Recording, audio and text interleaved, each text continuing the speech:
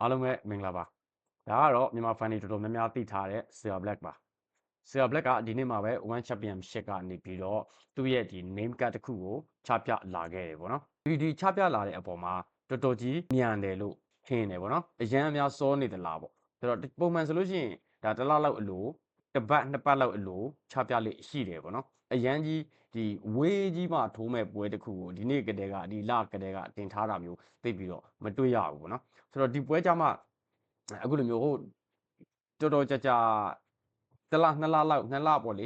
ရက်နဲ့ပြောမှဆို match လထဲမှာပေါ့နော်သူ့ရဲ့ပွဲက match လထဲမှာထိုးရမှာဖြစ်ပါတယ်ဆိုတော့ match လ14ရက်မှာစနေနေ့မနေ့မှာ1 fight night မှာကစားရမှာပေါ့နော်1 fight night ဆိုတော့စနေနေ့မနေ့ဖြစ်တယ်ပေါ့ရက်အပေါင်းအရေအတွက်ပြောရမယ်ဆိုလို့ရှိရင်တော့အကုန်လုံးစုစုပေါင်း46ရက်ကြာအောင်မယ်ပေါ့နော်အပတ်နဲ့တွက်ရမယ်ဆိုလို့ရှိရင်တော့6ပတ်နဲ့4ရက်လောက်ရှိပါတယ်ဆိုတော့တော်တော်ကြီးအချိန်ယူထားတယ်လို့မြင်တယ်ထိုးရမယ့်စီးမြင့်က flyweight kickboxing စီးမြင့်နဲ့ကစားရမှာပါဆိုတော့ Sir Black ကအရှုံးတစ်လက်နိုင်တစ်လက်အရှုံးတစ်လက်နိုင်တစ်လက်ဖြစ်နေတယ်ဆိုတော့ပြီးခဲ့တုန်းက Precon နဲ့ကစားတယ် Precon ကိုရှုံးသွားတယ်ဒီပွဲမှာကကြတော့ kickboxing ကစားမယ် kickboxing မှာကြတော့ तू ကဒီ Sir Black က kickboxing ကိုတော်တော်ကြီးကောင်းကောင်းကစားတတ်တာကိုလည်းပြီးခဲ့တဲ့ပွဲမှာဆန်ကာတင်းတဲ့တုန်းကလည်းကောင်းကောင်းကြီးမြင်တွေ့ကြရမယ်ပေါ့လေအခု Sir Black နဲ့တွေ့မဲ့ fighter ကဗီနမ်ဂျင်မှာလေ့ကျင့်နေတဲ့ fighter ဂျပန် fighter ဟီယိုပါဟီယိုက1မှာ4ပွဲထိုးထားတယ်4ပွဲစလုံးအနိုင်ရထားတဲ့ fighter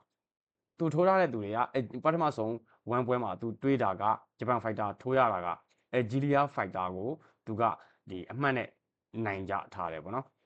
အဲ့တော့ကျန်တဲ့ fighter 3ယောက်အထက်မှာမှထီထင်ရှားရှားနောက်ဆုံးပွဲကိုအနိုင်ရထားတာကတော့ဂျွန်ဟန်အက်စတွန်ပီနန်ဖြစ်ပါတယ်ဒီကောင်လေးကတော်တော်ကြီးကောင်းတဲ့ fighter တယောက်ထဲမှာပါတယ်ဆိုတော့ဂျပန်တွေကသိတဲ့အတိုင်းပဲကြောက်အောင်စင်ဆိုလို့ရှိရင်တော့ဒါသူတို့စီးမြင့်လို့တော့ပြောလို့ရတယ်ပေါ့လေ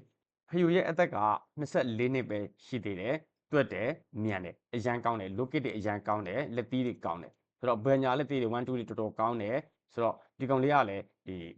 တော်တော်ကြီးတွက်လက်ကစားတတ်တဲ့ကောင်လေးဆိုတော့ဒီပွဲမှာ Sir Black ကလွယ်ပါမလားဆိုတာတော့ဒါနည်းနည်းလေးစိတ်ဝင်စားစရာကျွန်တော်တို့ကြည့်ရမယ်ပေါ့နော် Sir Black တွက်ကတော့ကျွန်တော်ကတော့လွယ်မယ်တော့မထင်ဘူး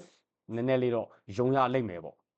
ယုံရလိမ့်မယ်ကျွန်တော်ကတော့အဲ့လိုပဲမြင်တယ်ပေါ့နော် Sir Black ကတော့အားလုံးသိထားပြီးသားဖြစ်တဲ့1မှာ17ပွဲထိုးထားတဲ့အထဲမှာ9ပွဲနိုင်4ပွဲရှုံးထားတာပါဆိုတော့သူကဒီလိုပါပဲ fighter တွေကရှုံးတစ်လက်နိုင်တစ်လက်ရှုံးတစ်လက်နိုင်တစ်လက်သွားနေတယ်ဆိုတော့ဒီပွဲကိုလည်းကျွန်တော်တို့စိတ်ဝင်စားစွာနဲ့စောင့်ကြည့်ရအောင်မယ်ပေါ့နော်ဘယ်သူရှုံးမလဲဘယ်သူနိုင်မလဲဆိုတာတော့ကျွန်တော်တို့စင်ပေါ်မှာအဖြေရှာကြည့်ရအောင် Sir Black ကလည်းကစ်ဘောင်စင်ကိုသူကျွမ်းကျင်ကစားတတ်တယ်ဆိုပေမဲ့လည်းဂျပန်ကိုတော့သူရှင်နိုင်မှာတော့မဟုတ်ဘူးအလဲထိုးနဲ့နိုင်မှာလားဆိုတော့ဒီကောင်လေးကလည်း Sir Black ကိုအလဲထိုးနဲ့မနိုင်လောက်ဘူးလို့လည်းပြောလို့မရအောင်ပြီးခဲ့တဲ့ပွဲမှာမွေထိုင်းကစားသွားတဲ့ Precon နဲ့ပွဲမှာဆိုလို့ရှိရင်ခေါင်းကိုနည်းနည်းလေးပဲထိတယ်နည်းနည်းလေးပဲထိတယ်ဗျာအဲ့ဒီအချိန်မှာသူကတပတ်ပြန်ပြီးတော့ဂျွန်ပါလိတ်သွားတယ်အဲ့ဒီကိစ္စကိုထိုင်းမီဒီယာတွေမှာရေးသားကြတယ်ဖော်ပြကြတယ်ဒါက chatry ကနေပြီးတော့ script ရေးထားတာလားပေါ့လေ script ရေးထားလို့ထိတောင်မထိလိုက်ပဲနဲ့ဒီလိုမျိုးဂျွန်ထိုးသွားပြီးတော့ဒီအမှတ်စဉ်ရေခံလိုက်ရတာဟာဒါတာမန်မဟုတ်ဘူး game plan သူတို့ရဲ့ဒီ script တစ်ခုခုရေးထားလို့ဒါအဲ့လိုမျိုးလုပ်တယ်ဆိုပြီးတော့ဒီ time post တွေပေါ့နော်ဒီ level ပတ်သက်တဲ့ကျွန်တော်တို့လိုလူတွေ level အကြောင်းပြောတဲ့သူတွေကနေပြီးတော့တင်ထားတာကျွန်တော်သွားတွေ့လာခဲ့တယ်ပေါ့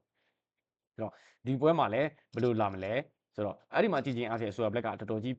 ပြော့နေသေးတယ်လို့ပြောလို့တောင်ရတယ်ဗျာထိချက်ကြီးကအဲ့လောက်ကြီးတိတိကျကျမထိပဲနဲ့ तू ကဂျွန်းပါထိုးသွားအောင်လှိပ်ပလိုက်တယ်ဆိုတော့ဒါကလူပြောစရာဖြစ်သွားတာပေါ့လေ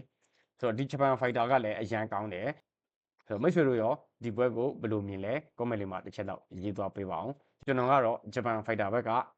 နိုင်မယ်လို့ခန့်မှန်းထားရတယ်ပေါ့နော်ဂျပန်ကဒီရာခိုင်နှုန်းနဲ့ခန့်မှန်းရမယ်ဆိုလို့ရှိရင်ဂျပန်က80ရာခိုင်နှုန်း Sir Black က30ရာခိုင်နှုန်းပဲကျွန်တော်ခန့်မှန်းထားတယ်မိတ်ဆွေတို့ရောဘယ်လိုမြင်လဲဆိုတာကို comment လေးမှာတစ်ချက်လောက်ရေးသွားပေးပါအောင်အားလုံးကိုကျေးဇူးအများကြီးတင်ပါတယ်နောက်ထပ်ဗီဒီယိုမှာပြန်တွေ့ကြပါမယ်